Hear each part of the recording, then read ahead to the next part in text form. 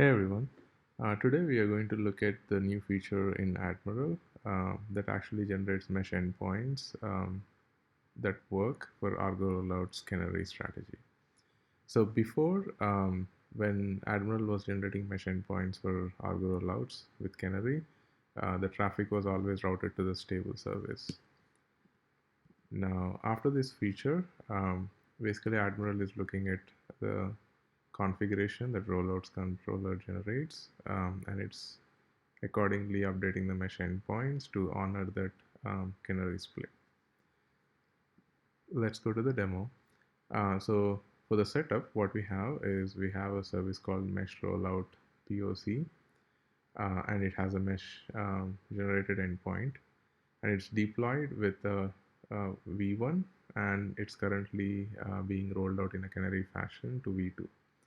Now we also have a client, which is a debug part on mesh that calls this mesh rollout POC3 service.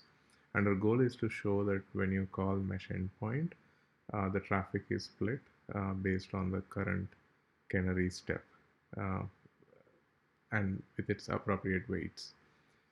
Now, step one, let's look at the current Argo rollouts dashboard for this Argo rollout. As you can see, it's going from revision 10 to 11, and currently there is a weight set to 20% for revision 11, which is a canary version.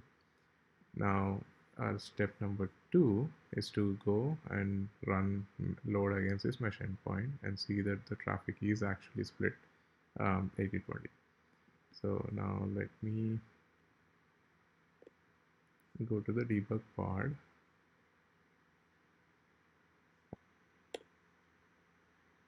Yeah, so there you go. So when I run the load, as you can see, there's like 79 requests going to stable and canary. So when we say 80-20, it's roughly 80-20.